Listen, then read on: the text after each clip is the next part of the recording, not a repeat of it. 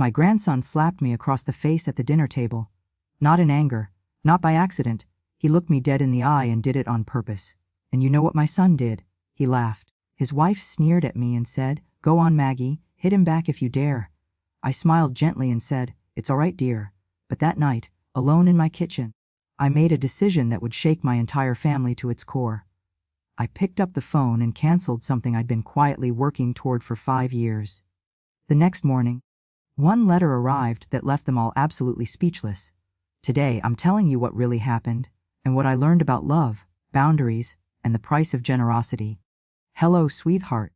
Before I begin this story, I want you to know, this is filled with truth, betrayal, love, and redemption. Each story I share touches the soul and reveals what really happens behind closed doors. Before I start, let me know in the comments where you're listening from and what time it is. I just want to know I'm not alone in this moment with you. And if what you hear moves your heart, please consider subscribing to Grandma True Stories. It helps more people become aware of the reality of elder disrespect and family struggles. Now, let me tell you what really happened.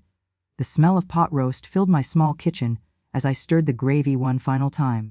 I'd been cooking since 2 o'clock that afternoon. My famous pot roast with carrots, potatoes, and onions, the way my late husband Robert used to love it.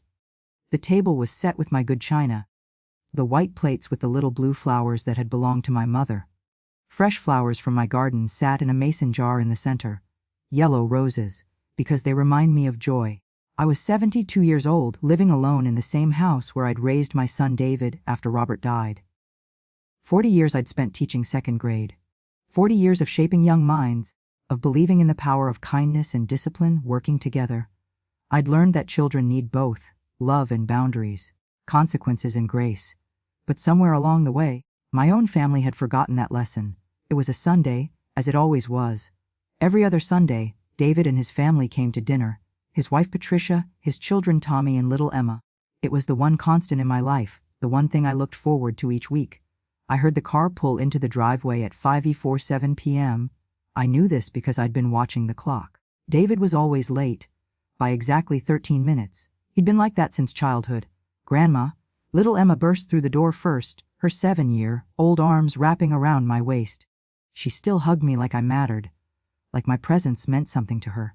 I held her close and breathed in the scent of her strawberry shampoo. "Hello, my sweet girl," I whispered into her hair. "I'm so glad you're here." But Emma pulled away quickly. Her mother Patricia had appeared in the doorway, and there was that look on her face, the one that said, "Don't get too attached to my daughter." I'd seen that look 100 times over the years. It never got easier to see. David came in next, loosening his tie. He was a successful financial advisor, or so he told everyone. He made good money, drove a luxury car, and had moved his family into a house 3 times the size of mine. But his eyes always looked tired. Sad, even though he'd never admit it. "Hi, Mom," he said, kissing my cheek but not really looking at me. "Something smells good. Pot roast," I said. "Your favorite." He didn't respond to that. He used to, when he was younger. He'd say, "Mom, you're the best cook in the world." Now he just nodded and walked past me toward the living room. Tommy came in last, dragging his feet. He was 10 years old now, almost a teenager. I could see the change in him from month to month. He was growing taller, his face reshaping itself into the man he'd become. But his eyes had hardened. They were cold in a way that broke my heart. "Hey, Grandma," he mumbled, not looking at me. "Hello, Tommy," I said warmly. "How was your week? How's school?" He shrugged and walked past me without answering. I tried not to let it hurt. We sat down at the table 10 minutes later. I'd placed David at the head, as I always did. A small gesture of respect for my only child. Patricia sat to his right. Tommy and Emma sat across from each other. I sat at the other end of the table, where I could see everyone's faces. For the first 10 minutes, we ate in relative silence. I asked Emma about her school play. She was going to be a butterfly, and her face lit up as she told me about her costume. Patricia interrupted her halfway through, saying it was hardly important, and suggesting Emma focus more on mathematics. My granddaughter's light dimmed. I felt that familiar ache in my chest. The ache of watching someone I loved being diminished by someone else I loved. "How's business, David?" I asked, trying to redirect the conversation. "Busy," he said. "We're handling some large accounts. People trust me with their money." He said this while barely making eye contact with me. I noticed he never asked me how my life was. Not anymore. When did that change? When did he stop caring? That's wonderful, I said. You always were good with numbers. Do you remember when you were 7, and you saved up all your allowance to buy that bicycle? You kept a ledger on the kitchen table, tracking every penny. David set down his fork. I remember, he said flatly. And I remember you telling me I was wasting my time. That I should just ask you for money. That wasn't what happened. I'd encouraged him to save, but I didn't contradict him. I'd learned long ago that correcting David only made things worse. Well, you did it anyway, I said gently. And you should be proud of that. He didn't respond. Patricia took a bite of pot roast and made a face. It's a bit heavy, isn't it, Maggie? We've been trying to eat healthier. Lower carbs, higher protein. I'd made her a grilled chicken breast with steamed vegetables, set aside on a separate plate. But she was criticizing my pot roast anyway. The pot roast made with love. Made with the same recipe I'd made for David his entire childhood. There's chicken if you'd prefer, I said quietly. No, this is fine, she said, but her tone suggested it wasn't. Emma reached over and squeezed my hand under the table. She was on my side, my sweet little Emma. That small gesture, that tiny rebellion against her mother's coldness, meant everything to me. And then it happened. Tommy, who had been mostly silent through dinner, suddenly sat up straighter. He looked at me, really looked at me, and I saw something in his eyes that I'd never seen before. Not anger, not frustration, but deliberate, calculated disrespect. He reached across the table and, with the palm of his hand, slapped me across the face. It wasn't hard, not hard enough to hurt physically. But it was hard enough to be intentional, hard enough to be a statement. The table went silent. I felt the sting on my cheek. I felt my heart stop in my chest. I felt the shock of it move through my body like electricity. David laughed. Actually laughed. Tommy, you're such a goofball, he said, reaching over and ruffling his son's hair. Just playing around with Grandma, huh? Tommy smirked. He looked at his father for approval, saw it, and looked back at me with pure satisfaction on his young face. Patricia leaned back in her chair, a cruel smile playing at the corners of her mouth. Go on, hit him back if you dare, Maggie, she said. Show him who's boss. My hands were shaking. I could feel tears starting to form behind my eyes, but I would not let them fall. I would not give them that satisfaction. I took a breath. I steadied myself, and I smiled gently. It's all right, dear, I said to Tommy, my voice steady and calm. I know you didn't mean it. But I did mean it, I thought. You meant it. Emma's hand squeezed mine tighter under the table. I looked at her, and I saw her eyes were bright with unshed tears too. She knew what had just happened. She knew it was wrong. The rest of dinner passed in a blur. I excused myself to get dessert, a peach cobbler I'd made fresh that morning. I stood in my kitchen for a moment, my hand on the counter, breathing deeply. I looked out the window at my backyard, at the garden I'd spent 30 years cultivating. Every flower, every tree I'd planted with my own hands. This house, this home, I'd built it with love, brick by brick, memory by memory. And now, in my own home, at my own table, my own grandson had felt comfortable enough to disrespect me, and his father had laughed. When had I become so invisible to them? When had my love become so small in their eyes that it was worth laughing at? I brought out the cobbler and set it in front of them. No one commented on it. Tommy asked for ice cream. Not, please, just demanded it.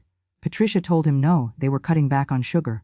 I found it amusing, given that she'd just eaten 2 rolls at dinner. After dessert, they left by 7 o'clock. David said he had work to do. Patricia mentioned an event they had to attend. Tommy didn't say goodbye.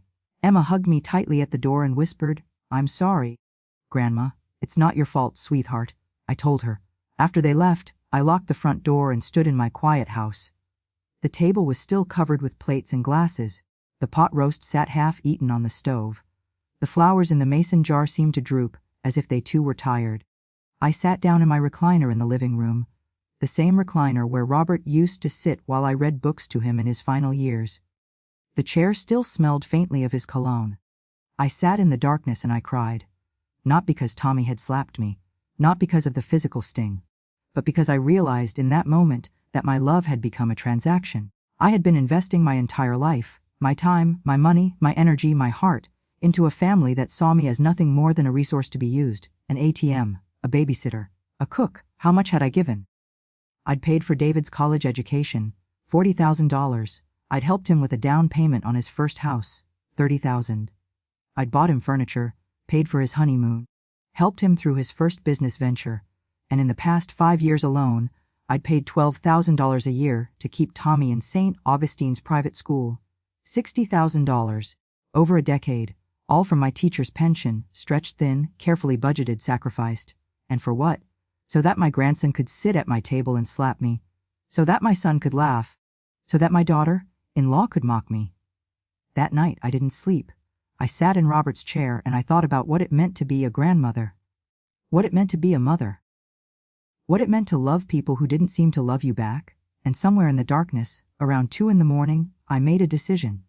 It wasn't made in anger. It wasn't made as revenge. It was made with a clear head and a breaking heart, because I finally understood something that my 40 years of teaching had tried to tell me all along. You cannot love someone into respect. You cannot buy someone's gratitude, and sometimes, the most loving thing you can do is to step back and let them face the consequences of their own choices. At 3:47 a.m., I got out of my chair. I went to my desk and pulled out my checkbook. I found the phone number for St. Augustine's private school, the one I'd called 100 times before to make tuition payments. My hands were steady as I dialed. The voicemail picked up as I knew it would at this hour. I left a message for the headmaster, Dr. Helen Winters.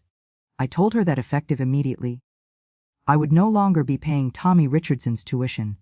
I explained that the school should expect no further payments from me. When I hung up the phone, I felt something I hadn't felt in a very long time. I felt free. The phone call came at 8:15 a.m. on Monday morning. I'd already been awake for 2 hours. Old habits die hard. And I was used to rising with the sun. I was in my kitchen with a cup of coffee and the newspaper spread out in front of me. I wasn't really reading it. I was just going through the motions, trying to keep my mind occupied so I wouldn't think about what I'd done. The caller ID showed St. Augustine's private school. My heart jumped into my throat, but my voice remained calm when I answered. "Hello, this is Margaret Richardson," I said. "Mrs. Richardson, this is Dr. Helen Winters, the headmaster at St. Augustine's. I received your voicemail this morning." Her voice was professional but concerned. "I wanted to follow up with you personally about your statement regarding Tommy's tuition. Can we discuss this?" I'd known Dr. Winters for 5 years. She was a woman in her late 50s, sharp and capable, and she'd always been kind to me when I came for school events or parent-teacher conferences. She'd even complimented my generosity more than once, which, in retrospect, seemed to suggest that she understood exactly what I'd been sacrificing. "Of course," I said. "What would you like to know?" "Well, I'll be honest with you," she said. "In my 20 years as headmaster, I've never had a parent or grandparent simply withdraw tuition support like this. It's quite unusual. I wanted to make sure there wasn't some kind of emergency or misunderstanding." I took a breath. I'd thought through this moment during my sleepless night. I'd rehearsed what I would say. "There's no misunderstanding," I told her. "I've been paying Tommy's tuition for 5 years, Dr. Winters. It's been my pleasure to support his education. But circumstances have changed, and I'm no longer able to continue." It was technically true. Circumstances had changed. My willingness to enable disrespect had changed. There was a pause on the other end of the line. I could almost hear her thinking, calculating. "Finally," she said, "I see. Well, I should tell you that this will create quite a situation for the Richardson family. Tuition is due in full by the 1st of the month. That's only 2 weeks away. If payment isn't received, we'll have to inform them that Tommy cannot continue enrollment. It's school policy." "I understand," I said. "Are you certain about this, Mrs. Richardson? Is there anything I can do to help? A hardship, a temporary arrangement?" Her kindness made it harder, not easier. It would have been simpler if she'd been cold and dismissive. Then I could have felt validated in my decision. But instead, I heard the concern in her voice, not for me but for a family she could see was about to face a crisis. "No," I said. "I'm certain. Thank you for asking, but no." "Oh, right," she said quietly. "I'll inform the family today. Mrs. Richardson, I hope you know what you're doing." So did I. The voicemail came in at 20:47 p.m. that same day. I was in my garden, weeding around the roses, when my phone buzzed in my pocket. I almost didn't listen to it, but I did. It was David. His voice was tight, controlled anger barely concealed beneath a veneer of confusion. "Mom? I just got a call from the school. They said you're not paying Tommy's tuition anymore. What the hell is going on? Call me back immediately." I sat on the stone bench by my rose garden, the bench Robert and I had picked out together 30 years ago. I listened to the message 3 times. Each time, I heard something different. The first time, I heard his anger. The second time, I heard his panic underneath it. The third time, I heard something else entirely. I heard a man who'd never had to face a real consequence in his adult life, and the first shadow of one had just fallen across his path. I didn't call him back immediately. Instead, I finished weeding. I watered my garden. I came inside and made myself a light lunch. I had always believed that there was no problem so urgent that it couldn't wait for a meal and a moment of clarity. At 4:30 p.m., I called him back. "Where the hell have you been?" He answered, not bothering with hello. "Do you have any idea what you've done? Do you understand the position you've put us in?" "Hello, David," I said, my voice steady and calm. "I'm fine, thank you for asking. How are you?" "Don't do that, Mom. Don't use your schoolteacher voice on me. This is serious. The school called and said you canceled Tommy's tuition." "Why would you do that?" "Because I can no longer afford to pay it," I said. This was also true, though not in the way he'd interpret it. I couldn't afford it emotionally anymore. I couldn't afford to fund a system that allowed my grandson to disrespect me. "What do you mean you can't afford it? You've been paying it for 5 years. Did you lose money? Are you in some kind of financial trouble?" "No," I said. "I'm not in financial trouble. I'm making a choice." There was a long silence on the other end of the line. I could almost hear him processing this. The idea that his mother, who'd spent her entire life serving his needs, was suddenly not complying with his expectations. "A choice," he repeated. And his voice was dangerous now. Dangerous in the way it had been when he was a teenager, when he hadn't gotten his way. "You're making a choice. Mom, Tommy's school is in 2 weeks. Do you understand what this means? We have no time to find another school. His entire semester could be disrupted. This could affect his academic record. His future." "I understand," I said quietly. "You understand? You understand?" His voice was rising now, losing its veneer of control. "Then why would you do this? Why would you sabotage your own grandson's education?" I had prepared for this moment. I had thought about what I wanted to say, how I wanted to say it. But now that it was here, I found I had very few words. "Tommy slapped me at dinner yesterday, David. Your son deliberately slapped his grandmother, and you laughed. You thought it was funny. Your wife encouraged him to be disrespectful to me, and I smiled and said it was all right, because that's what I've always done. I've always been the one who absorbs the disrespect, the coldness, the ingratitude. I've always been the one who takes it and comes back smiling, asking for nothing in return." I could hear him breathing on the other end of the line, but he wasn't speaking. "I've paid for everything," I continued. "Your education, your house, your business, your son's private school. For 5 years, I've been paying $12,000 a year while barely scraping by on my pension. Do you know what I've had to give up? Do you know what I've sacrificed?" "Mom?" he started. "Let me finish," I said, and there was steel in my voice now, not anger, but firmness. The same tone I'd used with countless second graders who needed to understand that there were boundaries. "I have given everything, and in return I've been treated like I'm worthless, like my presence is an inconvenience, like my love is cheap, easy, something to be mocked." "That's not true," he said, but his voice was hollow. "It is true," I said. "And I'm done. I'm done, David. Tommy needs to learn that there are consequences for his actions, and you need to learn that your mother is a person. A real person with feelings and dignity, and a limited amount of time left on this earth. And I won't spend that time being disrespected by people I love. So you're punishing us," he said bitterly. "That's what this is. You're punishing Tommy for being a kid. You're punishing me for working hard and being successful. You're punishing me for not living my life the way you wanted me to." "I'm not punishing anyone," I said. "I'm setting a boundary. There's a difference." "This is because of Patricia, isn't it?" he said, and I heard something almost desperate in his voice. "She said something to upset you. If you're upset with her, that's not Tommy's fault. That's not my fault. Patricia is a small part of this," I said. "But Tommy slapped me, David. Your son deliberately slapped his grandmother, and you laughed. That's the part that breaks my heart.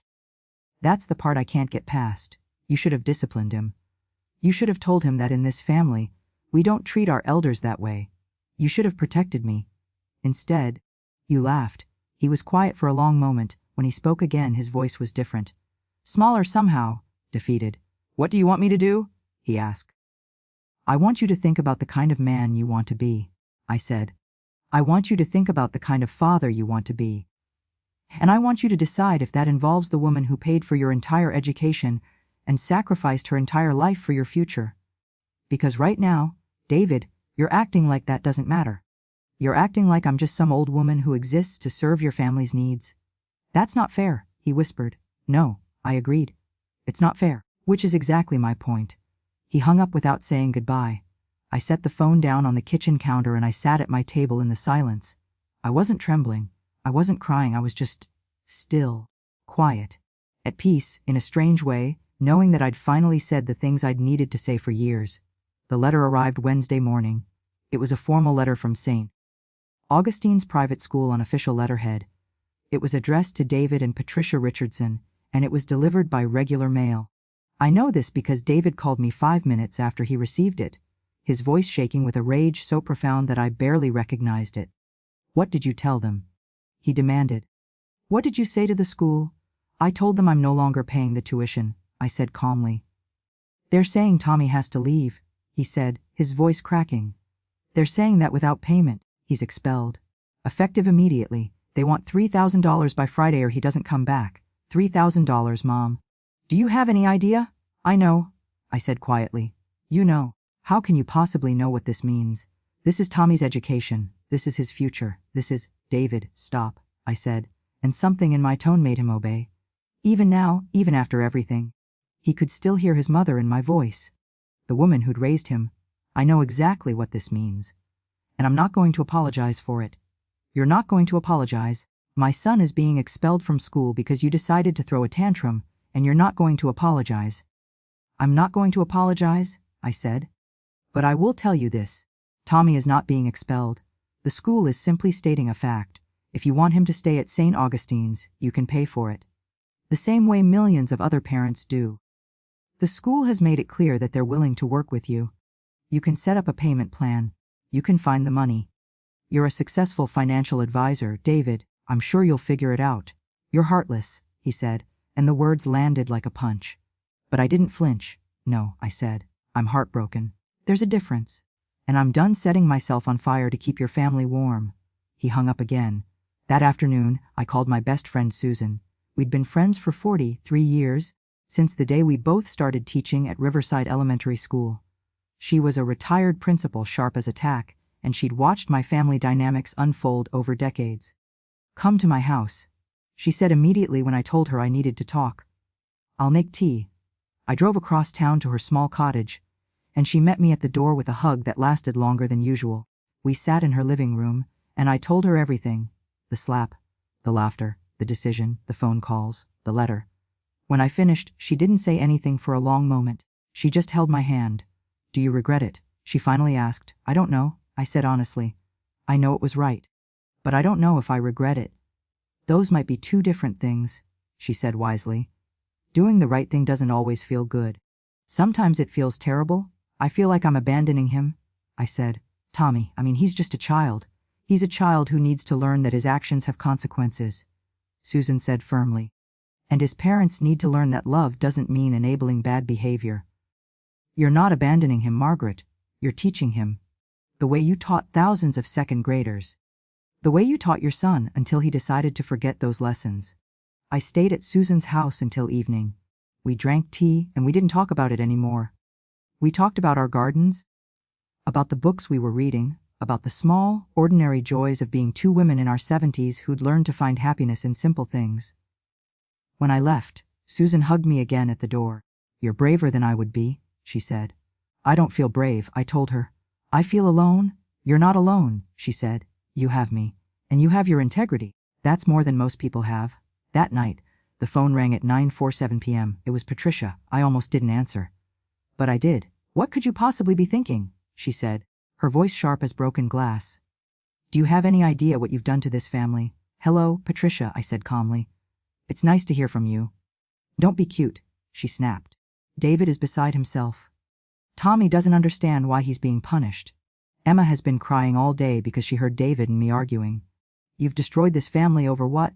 A joke. A game? It wasn't a joke, I said. Your son deliberately disrespected his grandmother at my own table.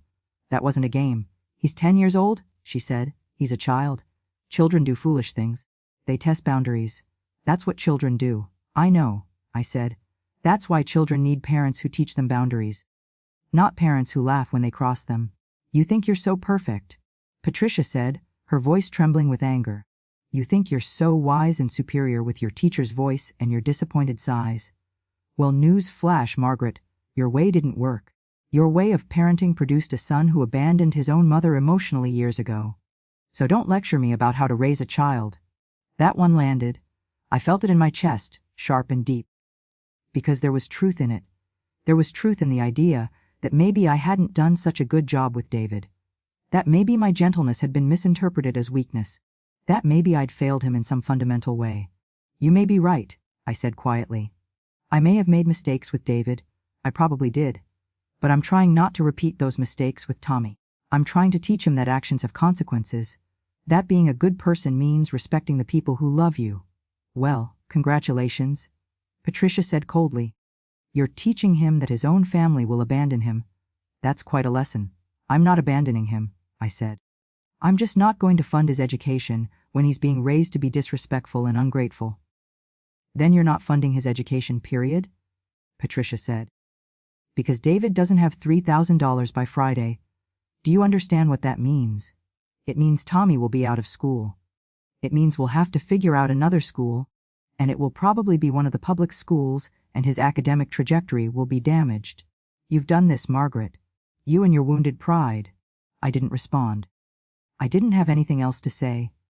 I hope you're proud of yourself, Patricia said, and I heard her voice crack slightly. I hope you're lying awake at night feeling like you won something, because the only person you've hurt is that little boy. Then she hung up. I sat in the darkness of my living room, the phone still in my hand, and I let myself cry. Not for myself, but for Tommy, for David, for the whole broken, beautiful, complicated mess of family. The phone rang again at 10:15 p.m. This time it was Emma, Grandma. Her small voice was tentative, scared. Mommy and Daddy are fighting. It won't stop. They keep yelling about you. My heart broke all over again? Oh, sweetheart, I said. I'm so sorry you're hearing that. Did you really take away Tommy's school? She asked, and she sounded so young, so confused. Yes, I said, but it's complicated, sweetheart. And it's not your fault. None of this is your fault. Mommy says you don't love us anymore. Emma whispered. Is that true? I had to take a moment. I had to swallow past the lump in my throat. That's not true, I said firmly. I love you very much, Emma. I love your whole family. That's why I did this. Because sometimes love means saying hard things. It means setting boundaries. It means not letting people treat you badly even if you love them. I don't understand, Emma said. I know, I said. You will, someday. But for now, just know that I love you. Always. Nothing will ever change that. There was a pause on the other end of the line. Then I heard Patricia's voice in the background, sharp and demanding. Emma was being taken away. I have to go, Emma said quickly. I love you, Grandma. I love you too, darling, I said, and then she was gone. I sat in the darkness and I held the phone to my chest. And I wondered if I'd made a terrible mistake. I wondered if, in trying to teach my family about consequences and boundaries, I'd simply burned my last bridge to them. I didn't sleep that night either. Thursday morning arrived gray and cold. I'd watched the sun rise from my kitchen window, my hands wrapped around a mug of tea that had long gone cold. I hadn't slept, not really. I dozed for maybe 2 hours around 4 a.m., and when I woke at 6, there was a text message on my phone. It was from David. Just 4 words. We need to talk. I didn't respond right away. I showered. I dressed. I did all the things I normally did on a Thursday morning, as if it were just another day. As if I hadn't just turned my entire family upside down. As if my grandson wasn't about to be expelled from his private school because of me. The text came again at 8:30 a.m. Mom, please call me. And again at tons of infusive. I'm coming over after work. We're settling this. I recognized the tone. It was the tone David had used when he was 16, and I'd told him he couldn't go on a camping trip unsupervised. It was the tone of a man accustomed to getting his way, and when he didn't, he simply decided that the world was wrong and he was right. At 20:47 p.m., he pulled into my driveway. I watched from my kitchen window as he got out of his car. He was still in his work clothes, expensive suit, silk tie, Italian leather shoes. He looked successful. He looked powerful. He also looked exhausted and angry in a way I'd never quite seen before. I opened the door before he could knock. Hello, David, I said. He didn't greet me. He walked past me into my living room and started pacing, his hands clenched into fists. I've been thinking about this for 2 days, he said without preamble. I've been thinking about it nonstop, and I want to know, do you understand what you've done? Do you really, truly understand the consequences of your actions? Yes, I said quietly. No, I don't think you do, he said, turning to face me. I don't think you understand what it's like to be 30 seconds away from losing everything. Do you know what happens to my career if Tommy has to switch schools? Do you know what my clients say when they hear that my family is falling apart? Do you know what that does to my credibility? David. Let me finish, he said, and his voice was sharp. I've spent 15 years building my business, 15 years, and it's all built on trust, on reputation, on the idea that I'm a man who has his life together. And now my family is in chaos because you decided to punish us, because you decided we weren't grateful enough. That's not what this is about, I said. Then what is it about? He demanded. Explain it to me, Mom. Explain to me how hurting your grandson is supposed to teach him a lesson. Explain to me how destroying my family is supposed to show us that we don't respect you enough. I took a breath. I had to stay calm. I had to remember why I'd done this. Tommy slapped me, I said. You laughed. Your wife mocked me, and you all acted like it was normal, like I was someone who could be treated that way, and it wouldn't matter. And I realized that nothing would change if I just kept absorbing the disrespect. Nothing would change unless there were consequences. He's 10 years old, David said, his voice rising. He's a child who was playing. Kids play. Kids test boundaries. That's normal development. I know, I said. But a parent's job is to teach him that there are lines he doesn't cross. You didn't do that. I did. And the consequence is that I stopped funding something you took for granted. David's face went red. You think you're teaching him. You think this is some kind of noble lesson. You're just being vindictive. You're just a bitter old woman who's angry that life didn't go the way you wanted. The words landed like a physical blow. Bitter old woman. Is that what he saw when he looked at me? Is that all I was to him? A bitter old woman? Sit down, I said quietly. I'm not going to sit down. I'm going to tell you what's really happening here. I'm going to tell you the truth that you're too proud to admit to yourself. Sit down, I said again, and this time there was steel in my voice. The same steel I'd used when I taught second grade and a child was out of line. The same steel that had carried me through 40 years of shaping young minds. Something in my tone made him obey. He sat on my couch, his body rigid, his eyes glaring at me. I'm going to tell you something, I said, sitting down across from him. And I want you to listen to me very carefully. I don't want you to interrupt. I don't want you to argue. I just want you to hear me. He clenched his jaw but said nothing. When your father died, I began, you were 5 years old. Mom. I said, don't interrupt, I said firmly. Do you remember? He nodded, sullen. You barely remember him, I said. You have a few vague memories, a feeling of his presence, maybe a smell or a sound, but mostly, you don't remember him. And do you know what that means? It means I raised you alone, me, one woman, one teacher's salary, one heart full of love and fear and desperate hope that I would be enough for you. I could see his jaw working, but he didn't speak. I worked 40 hours a week teaching other people's children, I continued. And then I came home and raised my own. I worked extra shifts during summer. I took on tutoring jobs.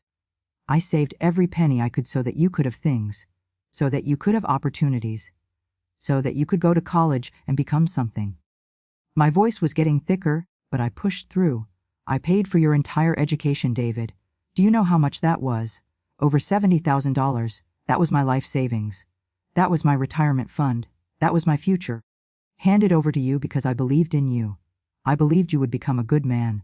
A man who understood the value of sacrifice. A man who would appreciate his mother. Tears were running down his face now, but his eyes were still hard. And then you became successful, I said. You made more money in 1 year than I made in 10. And I thought that finally, you would understand. Finally, you would see what I'd sacrificed and you would be grateful. And you know what happened instead? He didn't answer. You became ashamed of me, I said. You became ashamed of your mother who taught second grade. You became ashamed of my modest house and my simple life. You looked at me and you saw a reminder of where you came from, and you didn't want to be reminded of that, so you distanced yourself. And your son, my grandson, learned from watching you that I was someone to be disrespected. Someone whose love could be mocked because you didn't respect me. And your wife learned the same thing. That's not fair, David whispered. No, I agreed. It's not fair, and for years I didn't say anything. I just kept loving you anyway. I kept being there. I kept paying for things. I kept absorbing the coldness and the criticism and the ingratitude. Because that's what mothers do, right? We sacrifice. We take the pain. We pretend it doesn't hurt. Mom, I never meant. I know you didn't, I said, and my voice was softer now. That's the saddest part. You didn't even realize you were doing it. You didn't even know that you were hurting me. And that's why I did what I did. Because words weren't getting through. Kindness wasn't getting through. The only thing that might get through is consequences. David put his face in his hands. His shoulders were shaking. I didn't know, he said, his voice muffled. I swear I didn't know it was that bad. I know you didn't, I said. That's why I'm telling you now. We sat in silence for a long moment. I could hear the sound of a car driving past outside. A bird singing somewhere in my garden. The ordinary sounds of a Thursday afternoon, while my son sat on my couch and faced the truth of what he'd done to his mother. What do you want? He finally asked, his voice small and broken. I don't want money, I said. I don't want apologies that you don't mean. I want you to think about who you are. I want you to think about the man you want to be. And I want you to think about the kind of father you're teaching Tommy to be. He's going to hate me, David said.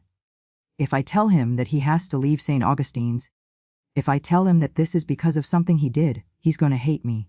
He already barely respects me. He's going to respect you? I said quietly. If you show him that his actions have consequences. If you show him that you care enough about him to set boundaries. If you show him that the women in his life, his grandmother, eventually his own mother, deserve to be treated with dignity. David looked up at me. His eyes were red and swollen. I don't have $3,000, he said quietly. Patricia and I have been fighting about it all night. We don't have it. My money is all invested. My cash flow is tight. We spent too much money on the house, on the cars. I was supposed to have that money from you, and I didn't build it into our budget anywhere else. There it was. The truth beneath everything. David had become so dependent on my financial support that he'd never learned to build a stable life without it. He'd never learned to make his own way.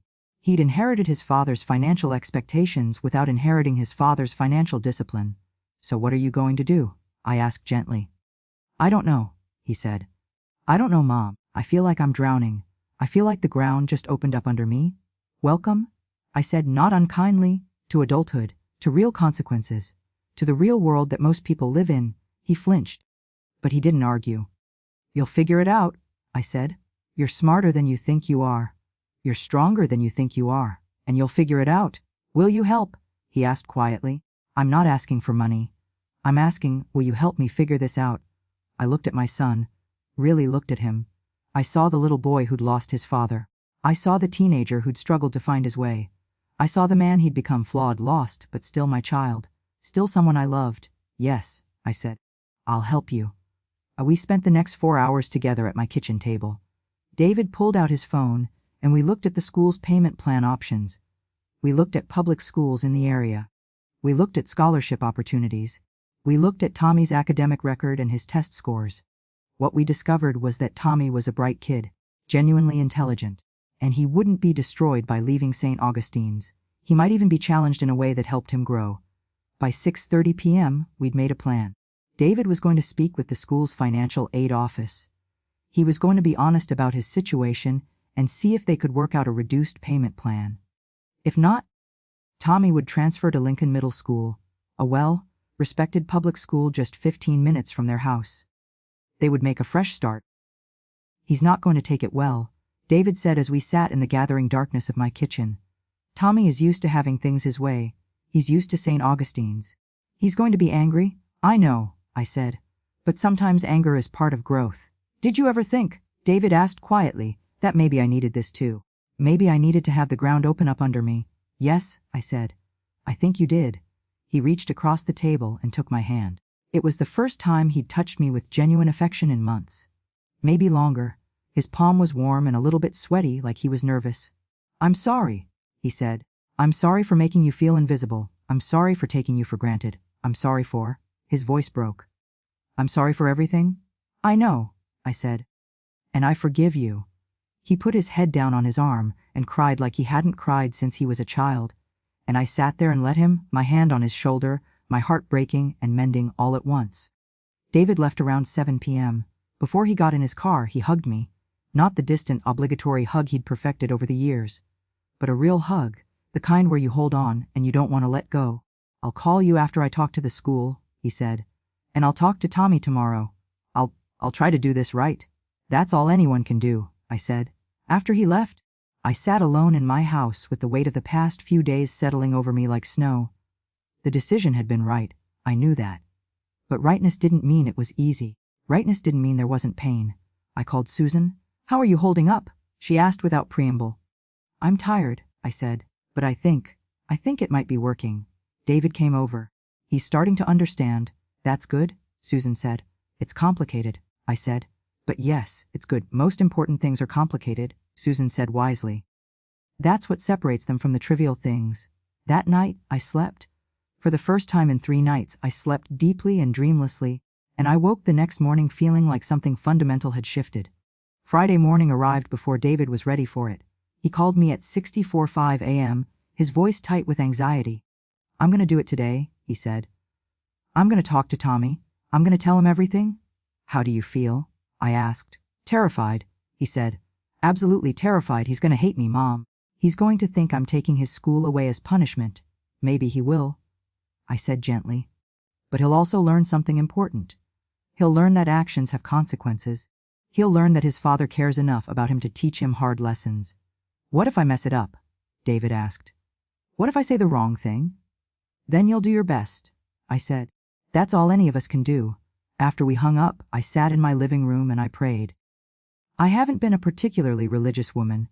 I stopped going to church regularly around the time Robert died. But I believe in something. In the interconnectedness of things. In the possibility of grace. And I prayed that David would find the right words. That Tommy would be able to hear them. That somehow in all of this pain, there would be growth. Tommy came home from school at 3:15 p.m. on Friday. David had taken the afternoon off work specifically for this moment. He was waiting in the living room when his son came through the door. I don't know all the details of what happened next. David told me about it later, his voice still shaking with the emotion of it. But I can reconstruct it based on what he said. "Tommy, I need to talk to you about something important," David had said. "Come sit down." Tommy, apparently, had immediately gone defensive. "I didn't do anything," he'd said. "If this is about school, I'm not in trouble. I know you're not in trouble at school," David had said. "But we need to talk about what happened at Grandma's house on Sunday." "That?" Tommy had rolled his eyes. "That was just playing around." "I wasn't playing around," David had said firmly. "You deliberately slapped your grandmother and I laughed. I want to apologize for that. I should have told you immediately that what you did was disrespectful and wrong. Instead, I made it worse by laughing." Tommy, according to David, had been shocked into silence. "Your grandmother has been paying for your education," David had continued. "For 5 years, she's been paying $12,000 a year to keep you in St. Augustine's. That's $60,000 that she sacrificed from her own retirement to give you opportunities. And in return, she received disrespect from you and from me and from your mother. And that wasn't right. So what?" Tommy had said, but David said he could hear the uncertainty in his son's voice. "She's rich. She can afford it." "She's not rich," David had said. "She's a retired teacher living on a pension. She can barely afford her own life, let alone paying for your private school. But she did it anyway, because she loves you. And you threw that love in her face. Are you going to hit me?" Tommy had asked, and David said that moment broke his heart, that his 10-year-old son was expecting physical punishment, because that's what he'd learned from observing the world. "No," David had said, "I'm not going to hit you. But I am going to tell you that Grandma has decided she can no longer pay for your tuition. Starting Monday, you're going to Lincoln Middle School. It's a public school and it's a very good school. But it's not St. Augustine's, Taunt." "What?" Tommy had shouted. "That's not fair! You can't do that!" "I didn't do anything wrong.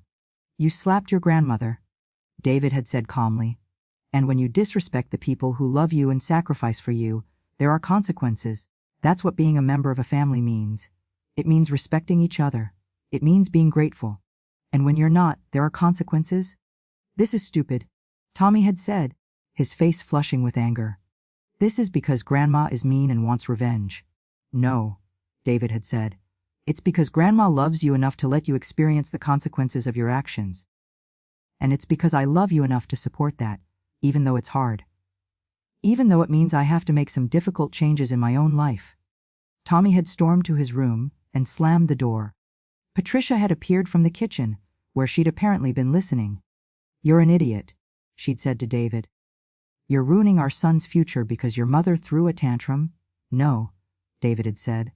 "I'm teaching our son that his actions have consequences, and I'm learning that as an adult. Mine do too." David relayed all of this to me over the phone that evening, his voice hoarse from emotion. He also told me that he'd gone to the school that morning and met with the financial aid office. They'd worked out a reduced payment plan, fund $500 per month instead of the full $3,000, and agreed to give David 3 months to catch up on what he owed. It wasn't easy. It meant David would have to cut back on other things, but it was manageable. "I'm going to ask Patricia to go back to work," David said quietly. "She's been staying home with the kids, but we need the income.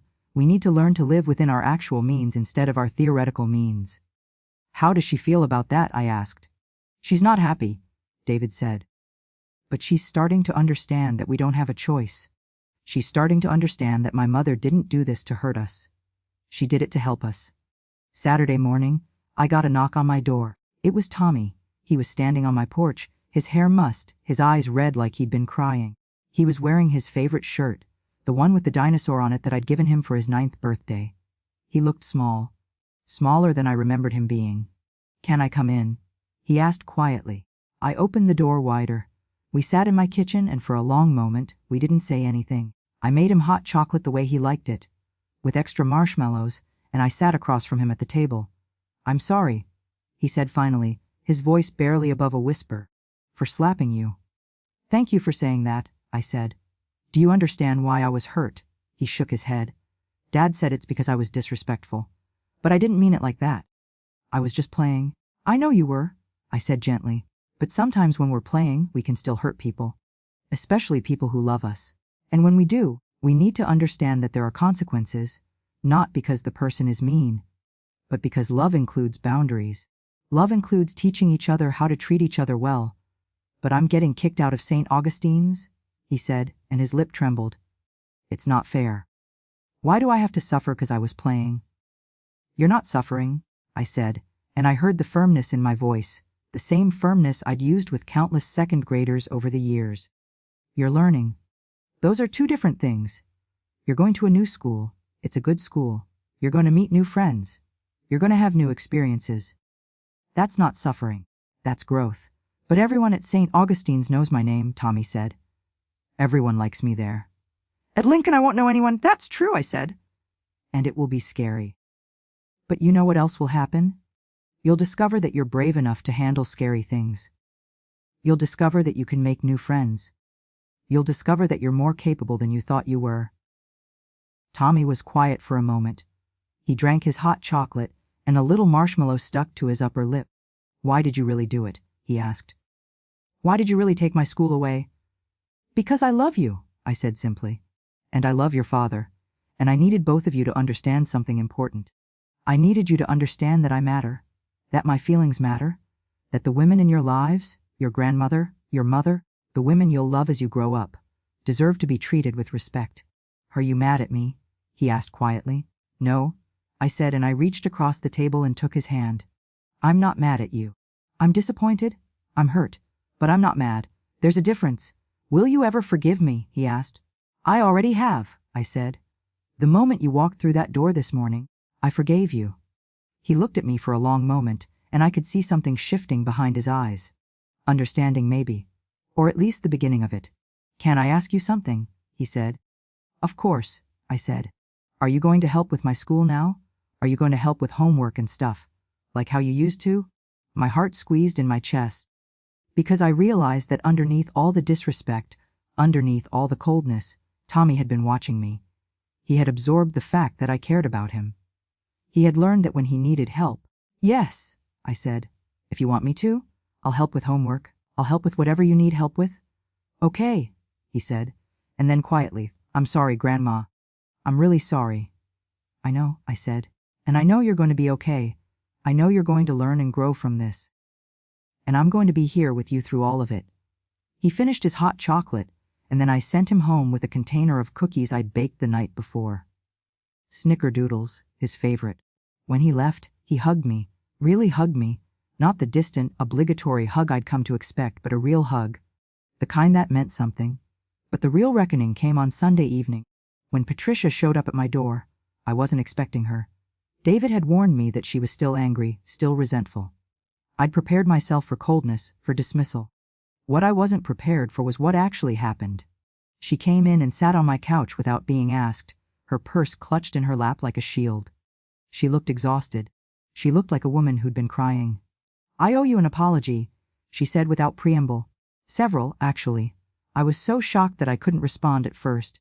Patricia apologizing was not something I'd anticipated. For years, she continued, her voice tight, "I've treated you like you were beneath me. I've been rude. I've encouraged Tommy to be disrespectful to you. I've mocked your life and your choices. And I did it deliberately. I did it to establish dominance, I guess. To make myself feel superior. Patricia." I started. "Let me finish," she said, and her voice broke slightly. "Because if I don't say this now, I'm not going to be able to say it at all." I nodded and let her continue. "David and I have been struggling," she said. "In our marriage, I think I knew on some level that we were failing, that we were raising our children wrong. And instead of facing that, I projected it all onto you. I made you the problem so I didn't have to face my own failures." She pulled a tissue out of her purse and wiped her eyes. "When you canceled the tuition," she continued, "my first instinct was anger. Rage, actually. Because it was the one thing that made me feel like I was winning. Like I was better than you. Like I had what you didn't. Money, status, power. And when you took that away, it was like you were saying that none of that mattered. That what matters is character and integrity and love. And I don't know if I have those things." "You do," I said gently. "You're sitting here, right now, admitting that you were wrong. That takes character and integrity." "I went back to work," Patricia said. "Starting Monday. David told me we needed the money. And I finally understood what he meant. We've been living beyond our means. We've been living a lie. And I was a part of creating that lie. I was a part of the problem." She looked at me, and her eyes were raw and vulnerable. "I want to do better," she said. "For my marriage, for my children, for you. I don't know if I can, but I want to try." "Then that's enough," I said. "That's the beginning." "I'm sorry," she said, and the words seemed to come from a deep place inside her, somewhere authentic and true. "I'm truly sorry for everything." I reached over and took her hand. She flinched at first, like she wasn't used to being touched with affection, and then she squeezed back. We sat like that for a while, two women holding hands on my old couch in my small living room, and something shifted between us. Not forgiveness exactly, that would take time, but understanding. Recognition that we were both just doing our best, and sometimes our best wasn't good enough, and that was okay. Because the opportunity to do better was always there. Sunday dinner happened the following week, as it always did. The table was the same, the pot roast was the same, but something fundamental had changed. Tommy helped me set the table. He asked questions about how I cooked the roast. He seemed genuinely interested in learning. Emma sat next to me and held my hand through dinner, not because she had to, but because she wanted to. David was quieter than usual, but it was a peaceful quiet. The quiet of a man who'd faced himself and was starting to rebuild.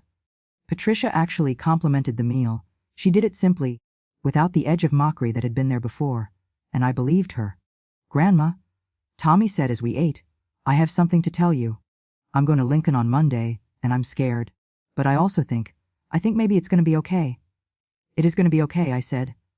"You're a smart, capable boy, and you're going to surprise yourself with what you can do." "Will you help me get ready?" he asked. "Like with school supplies and stuff?" "Of course," I said. "We'll go shopping together. We'll pick out everything you need. We'll make it an adventure." He smiled, a real smile, not the smirk I'd come to expect, and I felt something settle in my chest. Something like peace. The seasons had started to change. October had given way to November, and November was painting my garden in shades of gold and amber. The roses were beginning to fade, and the leaves were turning colors that took my breath away. I spent my afternoons sitting on my stone bench, watching the transformation, and thinking about how much had changed in such a short span of time. It had been exactly 3 months since that Sunday dinner when Tommy had slapped me. 3 months since I'd made the phone call that changed everything. Lincoln Middle School had turned out to be exactly what Tommy needed, though I don't think any of us, including Tommy, had expected that. I'd worried that the transition would be traumatic. I'd feared that he would be lost and alone and resentful. Instead, something unexpected had happened. Tommy had discovered that he was capable. In his first week at Lincoln, he'd joined the robotics club. Not because his parents forced him to, but because he'd seen a poster in the hallway and it had caught his interest. Within 2 weeks, he'd become an integral part of the team. Within 6 weeks, he was helping to design their entry for the regional robotics competition. I didn't know I was good at this stuff. He'd told me one afternoon while we were working on his homework. At St. Augustine's, they didn't really encourage you to figure out what you were interested in. They just told you what to learn. And here? I'd asked. Here, they ask you what you care about, he'd said, and then they help you figure out how to get good at it. He was making friends too, real friends. The kind who came to his house and played video games with him and invited him to their birthday parties. He was becoming a person who didn't need to hit his grandmother to feel powerful. He was discovering that genuine accomplishment was far more satisfying than momentary disrespect. And his grades had actually improved. Not because the work at Lincoln was easier, it wasn't, but because Tommy was engaged. He was interested. He was learning that the things that mattered most weren't the expensive school or the status of the uniform. The things that mattered were curiosity, effort, and genuine human connection. Patricia had started working at a nonprofit organization that focused on community development. She worked 3 days a week while the children were in school, and the change in her had been remarkable. She came home each day with stories about the families she was helping, about the problems she was working to solve. She'd started to develop a sense of purpose that went beyond maintaining her status. More importantly, she'd started to treat me with genuine kindness. The mockery was gone. The coldness was gone. In their place was something that looked like respect. She asked my opinion about things. She listened when I talked about my experiences. She thanked me for helping with the children. One afternoon in early November, when I'd stopped by to pick up Emma for an outing, Patricia had pulled me aside in the kitchen. "I wanted to tell you," she'd said, "that I'm going to therapy." David suggested it, and I realized he was right. I have a lot of anger inside me that I've been projecting onto other people. Mostly onto you, and I wanted to work on that. "That's wonderful," I'd said, and I meant it. "I also wanted to tell you," she continued, "that I've been thinking about what you said, about how I was raising my children, and I've made some changes. I've been trying to be more present, more patient, more human, I guess. Less focused on what they accomplish and more focused on who they're becoming." "I can see that," I'd said. "You're doing a good job, Patricia." "You're doing better?" She'd cried when I said that, just a little, and then she'd hugged me. David had undergone his own transformation, though his was quieter than the others. He'd restructured his entire life. He'd reduced his work hours. He'd become more present in his children's lives. He'd started having real conversations with Tommy about his interests, his fears, his dreams. He'd started helping with homework instead of just handing him over to tutors. He'd started being the father he'd always claimed to want to be, but had never quite managed. He'd also started working through his own issues with money and self-worth. He'd admitted to me one evening, over tea in my kitchen, that his obsession with status and accumulation had been rooted in shame. "I was ashamed of being poor," he'd said. "I was ashamed of living in your small house. I was ashamed of my mother being a teacher, so I spent my entire adult life trying to prove that I was better than that I'd transcended my humble origins. But the funny thing is, all that shame and all that proving didn't make me happy. It just made me resentful and cold, and now," I'd asked, "now I'm starting to see that my humble origins were actually my greatest gift," he'd said. "You taught me about hard work. You taught me about sacrifice. You taught me about unconditional love. I just forgot those lessons somewhere along the way. I just forgot who I was. You're remembering now," I'd said. "That's what matters." He'd also made a significant decision. He'd asked his company if he could reduce his client load and shift his focus to work with lower and middle-income families who couldn't ordinarily afford a financial advisor. They'd agreed, hesitantly. But they'd agreed. It meant less money, but David had discovered that money wasn't what he actually wanted anymore. What he wanted was peace, connection, purpose. And he was finding all of those things. Emma remained my greatest source of joy. At 8 years old, she was becoming a thoughtful, empathetic person. She still held my hand at Sunday dinner. She still asked me questions about my life and my childhood and the things I'd learned. She was becoming the kind of person who would carry forward the values of kindness and respect and genuine human connection. One afternoon, she'd asked me if I was glad I'd canceled Tommy's school. That's a complicated question, I told her. I'm not glad that it caused pain, but I'm glad that it created change. I'm glad that it helped your family grow. Those are two different things. Do you think Tommy's glad? She'd asked. I think Tommy's learning that some of the best things in life are the things we're forced to do, I'd said. I think he's learning that growth always involves a little bit of discomfort. And I think he's becoming a better person because of it. Emma had nodded thoughtfully, the way she did when she was processing something important. Susan came over one afternoon in mid-November, and we sat in my living room with tea and cookies, the way we'd done for 43 years. You look different, she observed, studying me carefully. Different how? I asked. Lighter, she said. You look like you've set down something you've been carrying for a very long time. I suppose I have, I said. I've set down the expectation that my family should be grateful. I've set down the idea that my love should buy me respect. I've set down a lot of things that I didn't even realize I was carrying. Do you regret it? Susan asked. The decision to cancel the tuition? No, I said firmly. Not for a moment. It was the hardest thing I've ever done. Harder than working 40 hours a week and raising David alone. Harder than watching Robert die. But it was right. And I can feel it was right in every cell of my body. That's how you know, Susan said, squeezing my hand. When you can feel it in your bones. The Sunday dinner in late November was something special. I'd invited Susan to join us, and the table was full in a way it hadn't been in years. There was laughter. Real laughter. There was conversation that went beyond surface pleasantries. There was genuine connection. Tommy showed me pictures of his robotics team. He talked excitedly about the competition they were preparing for.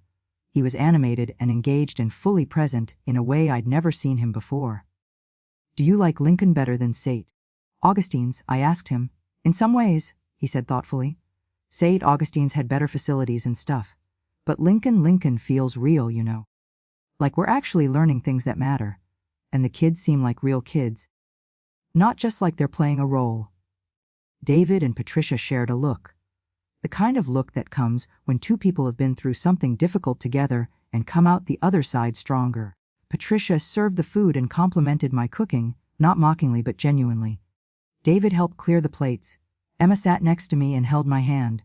After dinner, as we were having dessert, Tommy said something that took me by surprise. Grandma, I wanted to say thank you, he said, and the table went quiet. For what you did. For canceling my school. I know it was hard for everyone. But I think it was good for me. I think I'm a better person now. And I don't think I would have changed if everything had stayed the same.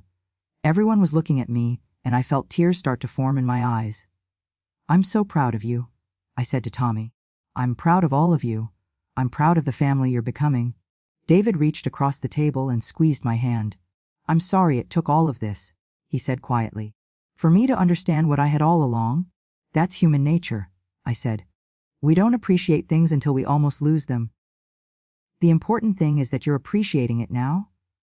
Later that evening, after everyone had left and I was cleaning up the kitchen, I found a note that Patricia had left on the counter.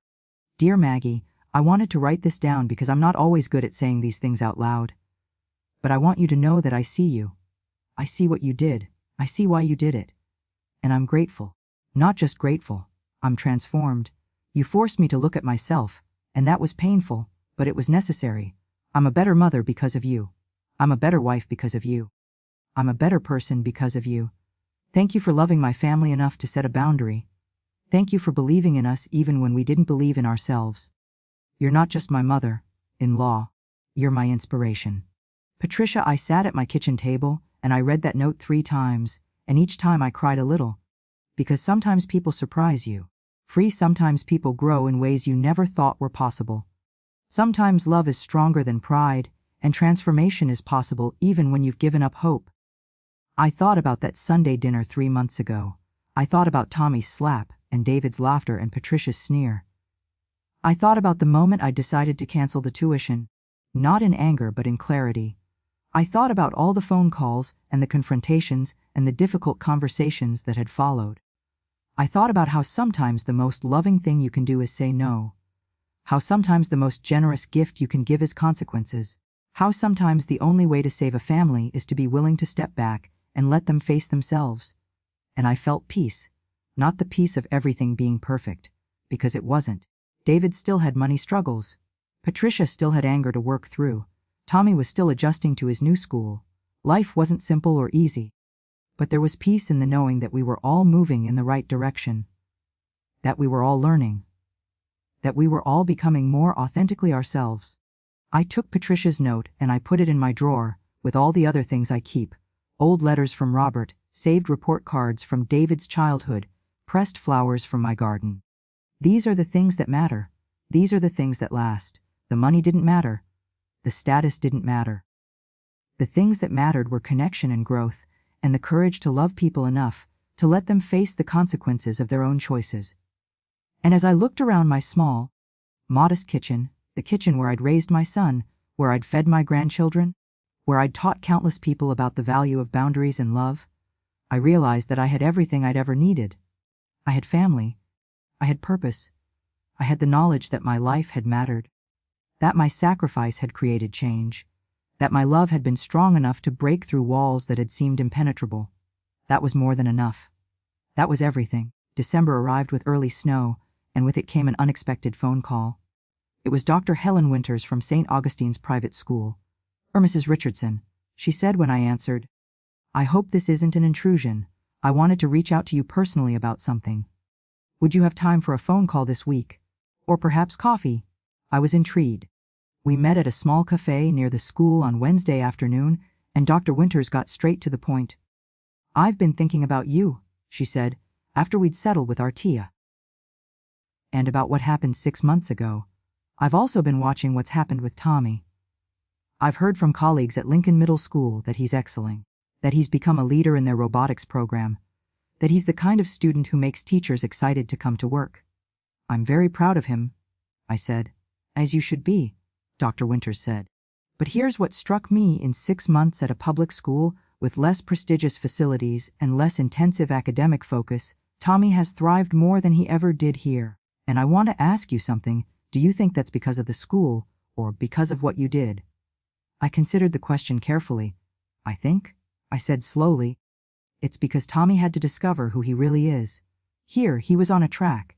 There were expectations and he was meeting them, but they weren't necessarily his expectations. At Lincoln, he had to figure out what he cared about. He had to make his own way, and that required him to be more authentic. Exactly, Dr. Winters said, and I saw something that looked like respect in her eyes. Which is why I want to make you an offer. I've discussed this with our board, and we'd like to offer you a position. I laughed. Dr. Winters, I'm 72 years old. I'm retired. I know, she said. But what I'm proposing isn't traditional. We want you to develop a new curriculum around emotional intelligence, boundaries, and healthy family dynamics. We want you to work with our parents, through seminars and workshops, on creating healthier family cultures. We want you to help us understand that education isn't just about academic achievement. It's about creating whole human beings. How often would this be? I asked, my mind spinning. Once a week, 2 hours, she said. Would pay you fairly. We'd work around your schedule. We'd love to have you. I was stunned. I didn't know what to say. I don't need an answer today, Dr. Winters said kindly. But I want you to know that what you did, your willingness to set a boundary, your refusal to enable dysfunction, changed my thinking about what a school should be. I want to create an institution that values character as much as it values achievement. And I think you're the person to help me do that. I didn't tell anyone about the offer right away. I sat with it for a few days, thinking about what it would mean. Teaching again. Having purpose again. Being valued in that way. But there was something else too. Something I hadn't quite articulated yet. I called Susan and asked if she'd meet me for lunch. They want me to teach again, I told her after I'd explained the whole situation. Part-time, working with families. And a part of me wants to do it desperately. But, Susan prompted. But I'm afraid, I said. I'm afraid that if I take this job, if I become more involved in their lives in that formal way, I'm going to lose the thing that matters most. Which is? Susan asked. My family, I said. The real connection with David and Tommy and Emma and even Patricia. I'm afraid that if I'm busy being Dr. Winters' consultant, I'll be too busy to be grandma. And I've only just gotten them back. Susan set down her fork and looked at me seriously.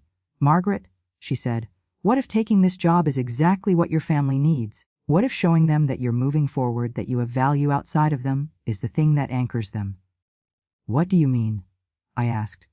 I mean, Susan said, that families stay healthy when each member has their own purpose.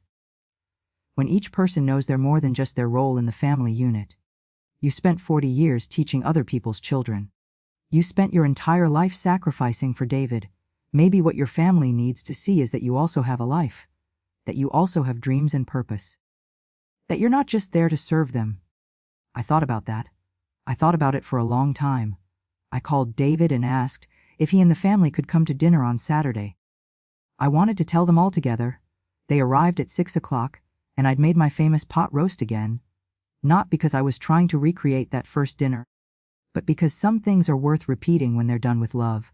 Over dessert, I told them about Dr. Winters's offer. She wants you to come back and teach. David asked, his eyes widening. That's wonderful, Mom. That's incredible. I haven't decided yet, I said. I wanted to talk to all of you first. Because it would mean I'm busier than I have been. It would mean that some of our time together might look different. Are you going to do it? Tommy asked. I think so, I said. But I wanted to make sure you all understood what that meant. Patricia reached over and squeezed my hand. Of course you should do it, she said. Margaret, you deserve to have a life outside of us. You deserve to have purpose and meaning. She's right, David said. Mom, you've given everything to us. You've earned the right to do something for yourself. It's not that simple, I said. I want to do this. But I also want to maintain what we've built here. I don't want to lose this. You won't lose this, David said firmly. We won't let you. Sunday dinners are sacred. They're not going to change. But the rest of your time, that should be yours. I looked around the table at their faces. At my son who'd learned to see his mother as a person. At my daughter-in-law who'd learned compassion. At my granddaughter who still held my hand. At my grandson who'd been transformed by consequences and love. Okay, I said. I'll do it. Emma clapped her hands. Tommy smiled. Patricia nodded as if this was exactly what should happen. And David looked at me with an expression I hadn't seen in years. Genuine admiration. Respect. Love. 2 weeks later I got another call. This one was from David, and he asked if I could meet him for lunch. We sat in a quiet restaurant near his office. And I could tell immediately that he had something important to say. I've been thinking about the tuition thing, he said without preamble. About what happened. About why it happened. And I want to talk to you about something. Okay, I said. I want to start paying you back, he said. For all the years you paid for Tommy's school. Not immediately, and not all at once. But I want to acknowledge the debt. I want you to know that I understand what you sacrificed, and I want to repay it. David, you don't owe me anything, I said. I know I don't, he said. But I want to. Because I'm starting to understand that part of what was broken in our relationship was the financial dependency. I want to be a man who takes care of himself. I want to be a man who doesn't rely on his mother to pay his way. I want to be a man my son can respect. You already are that man, I said. I'm becoming that man, he corrected. And part of becoming that man is acknowledging what I owed. So here's what I'm proposing, starting next month. I'm going to set aside $200 a month to repay you. It won't be everything at once, but it will show that I'm serious about this. What will you do with the money? I asked. I'll give it back to you, he said. And I want you to use it for something for yourself. Something you wouldn't normally spend money on. Something that brings you joy. Because you deserve that. You've spent your entire life taking care of other people. You deserve to take care of yourself. I felt tears start to form, and I let them.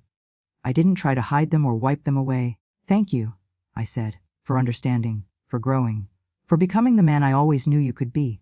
Thank you, he said, for not giving up on me, for refusing to enable my dysfunction, for loving me enough to hold me accountable. Later that week, I started my new position at St. Augustine's.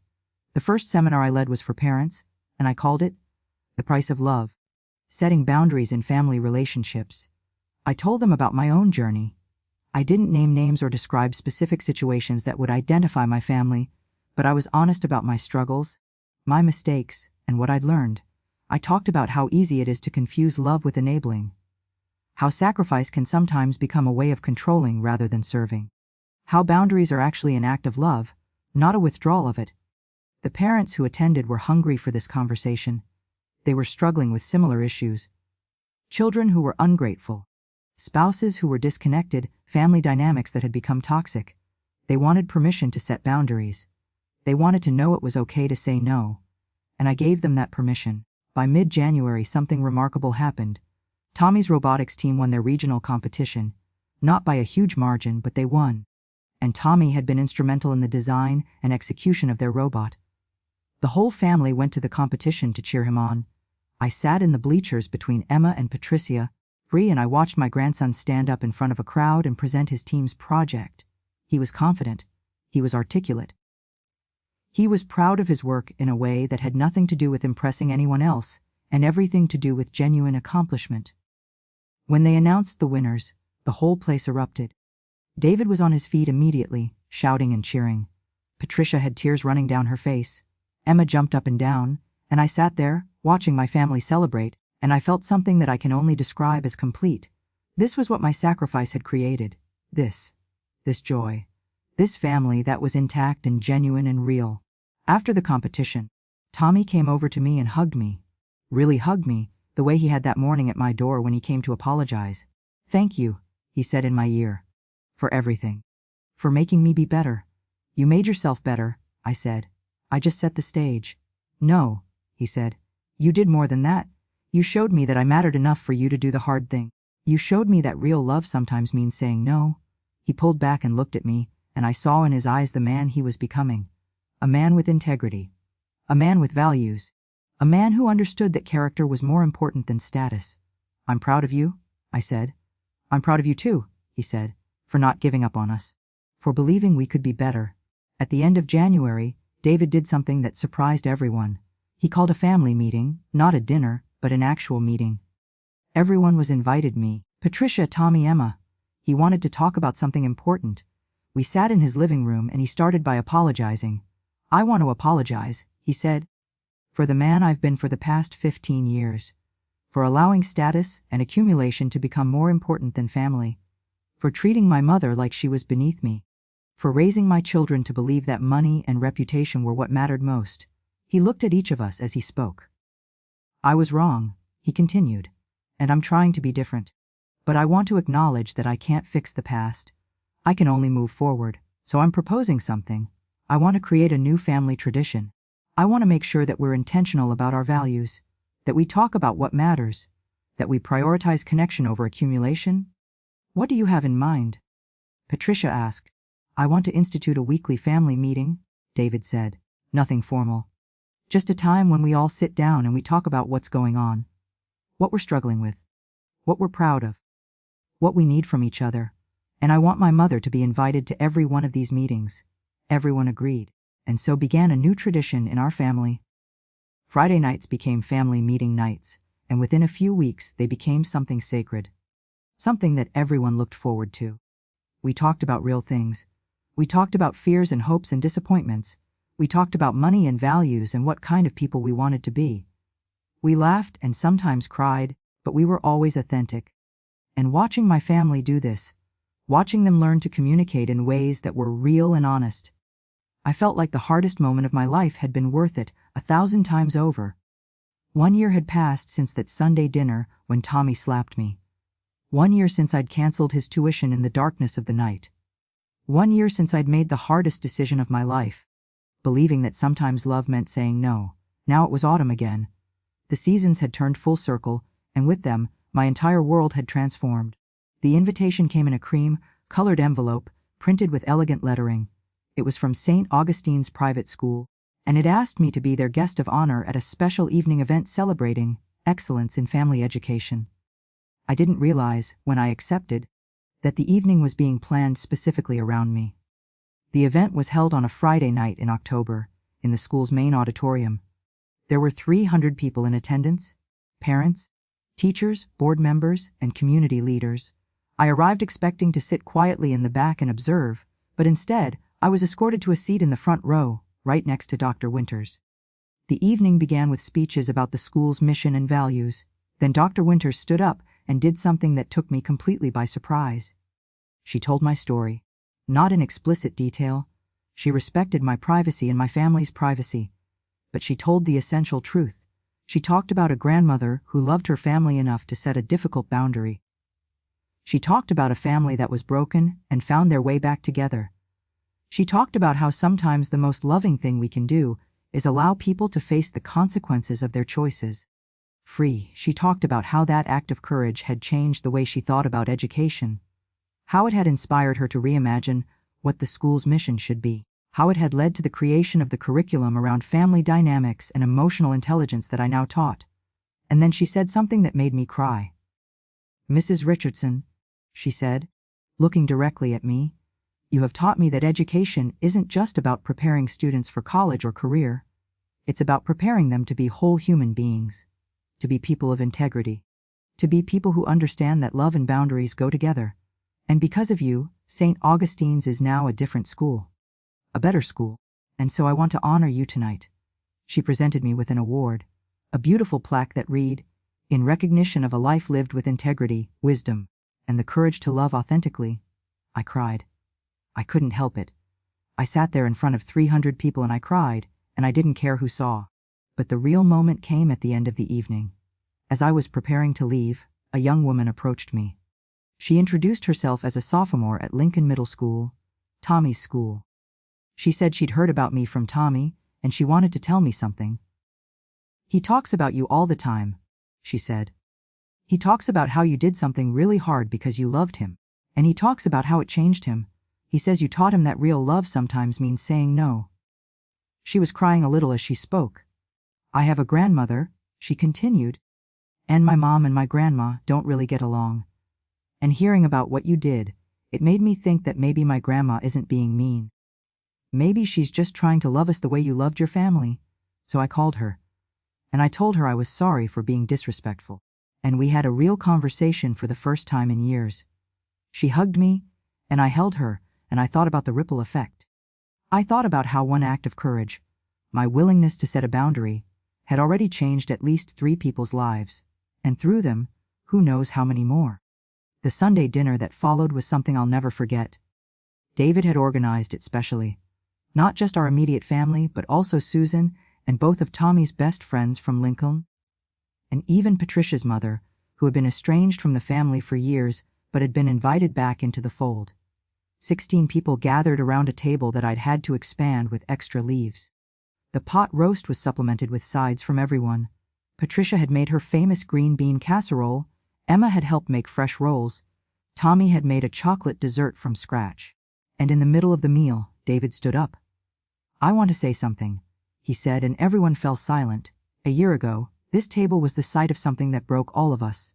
Tommy slapped Mom. I laughed, Patricia mocked her, and Mom, in response, did something that seemed cruel at the time. She canceled Tommy's tuition. She set a boundary. He looked at me, and his eyes were full of emotion. "I want to acknowledge," he continued, "that what Mom did changed my life. It forced me to grow up. It forced me to become the father and the man I should have been all along. It forced our entire family to look at ourselves and ask hard questions about who we were and who we wanted to be." He raised his glass. "So I want to propose a toast," he said, "to my mother. To a woman who had the courage to do the hard thing. To a woman who loved us enough to let us face consequences. To a woman who showed us that real love sometimes means setting boundaries. To the woman who saved our family by temporarily stepping back. I love you, Mom. I respect you. And I'm grateful for you every single day." Everyone raised their glasses, and the room erupted in applause. I sat there with my hands over my face, overwhelmed by emotion. But there was more. After dinner, Tommy asked everyone to move to the living room. He'd prepared something. He dimmed the lights and showed a video he'd created, a montage of photos from the past year. Photos of him at robotics competitions. Photos of the family at Friday night meetings. Photos of all of us together, laughing and connected. And overlaid on top of the photos was audio. It was me, speaking to one of my parents' seminars at St. Augustine's. I was talking about boundaries and love. A true act of love, I heard myself say, is not always comfortable. Sometimes it means saying no. Sometimes it means allowing people we care about to face the consequences of their own choices. Because growth requires discomfort, and we cannot grow without challenges. The video ended, and Tommy turned to me. "I wanted you to see yourself," he said, The way I see you? As a teacher. As someone who changed my life. I'm gonna be okay, Grandma. More than okay.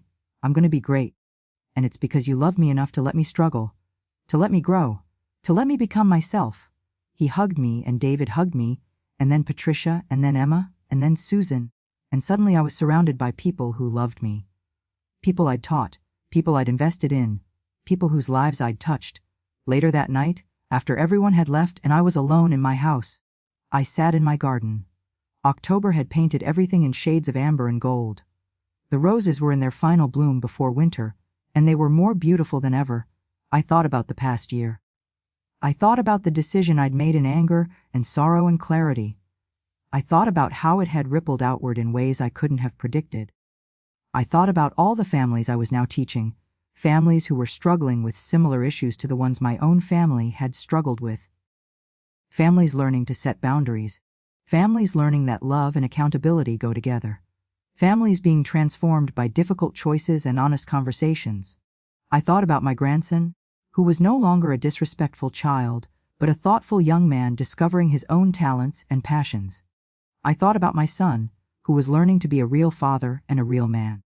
I thought about Patricia, who was discovering that she had value beyond her status and possessions. I thought about Emma, who was learning that real love looks like boundaries and truth. And I thought about myself, about the woman I'd been a year ago, generous yes but enabling, sacrificing yes but without requiring anything in return, loving yes, but in a way that had allowed my love to be taken for granted. That woman had had to die in a way. She had to set aside her patterns and her fears and her desire to be needed. She had to embrace the discomfort of saying no. She had to trust that her love was strong enough to survive consequences. And in doing that, she had been reborn. Into a woman who had purpose beyond serving her family. Into a woman who taught other people's families how to grow. Into a woman who understood that sometimes the most powerful gift you can give is the gift of accountability. 2 weeks later, I received a letter from Tommy's new school. It was from the guidance counselor, and it contained something that made me weep all over again. She was writing to tell me that Tommy had been selected for a special mentorship program. The program paired high, achieving students with younger children who were struggling academically or behaviorally. Tommy had volunteered to be a mentor, and in his application, he'd written about his own experience of change and growth. She included a quote from his essay, "I used to be a kid who thought I could treat people badly and get away with it. I was disrespectful and ungrateful. But then someone I loved set a boundary that changed everything.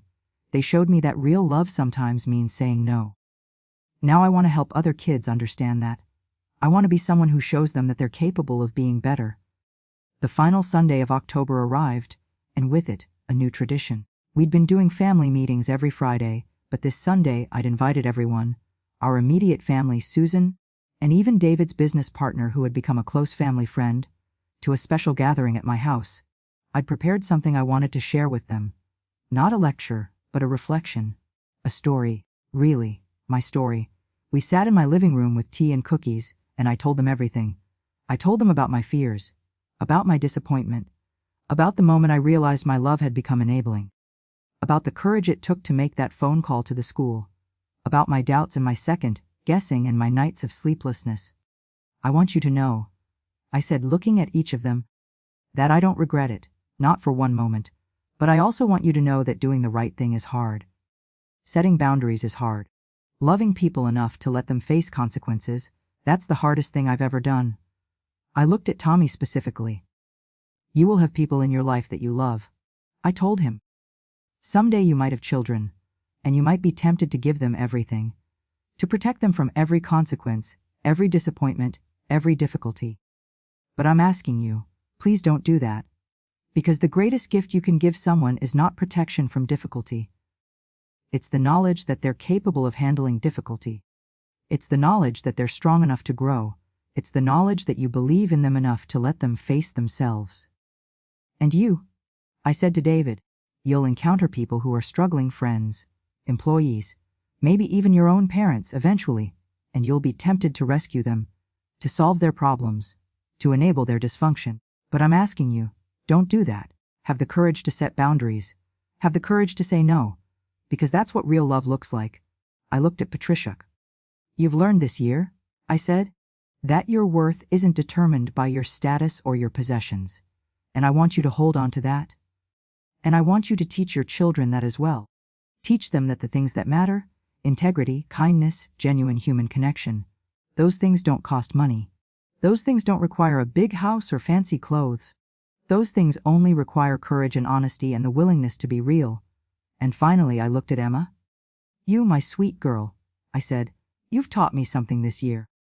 You've shown me what unconditional love looks like. You've shown me what it means to accept people as they are, while still believing they can be better. Hold on to that. The world needs more people like you. Susan reached over and squeezed my hand. You're a remarkable woman, she said quietly.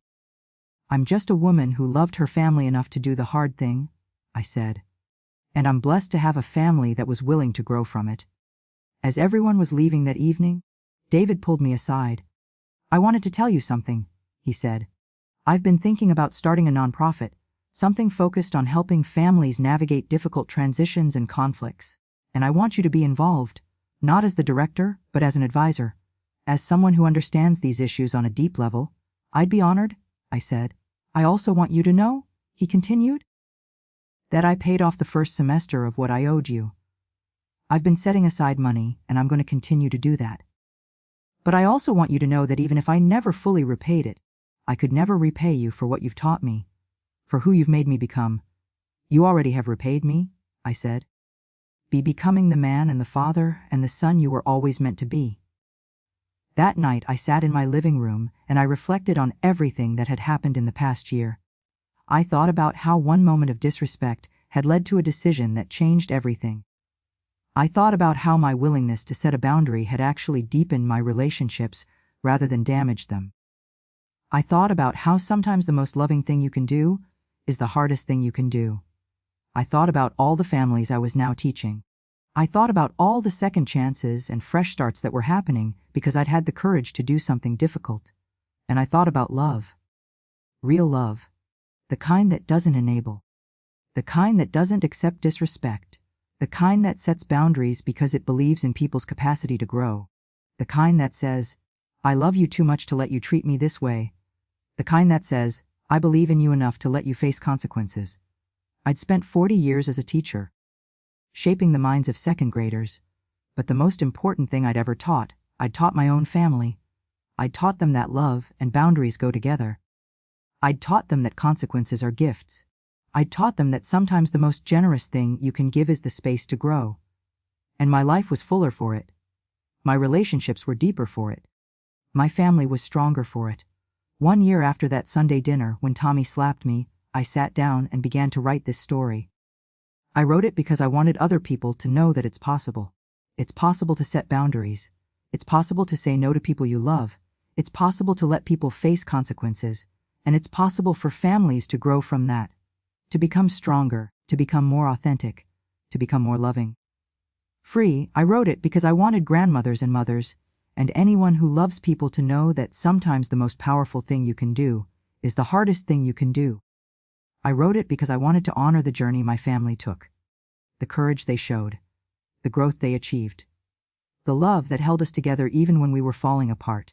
And I wrote it because I wanted to leave a legacy, not a legacy of money or possessions, but a legacy of wisdom, a legacy that says love fiercely, set boundaries fearlessly, believe in people's capacity to grow, and never underestimate the power of consequences delivered with grace.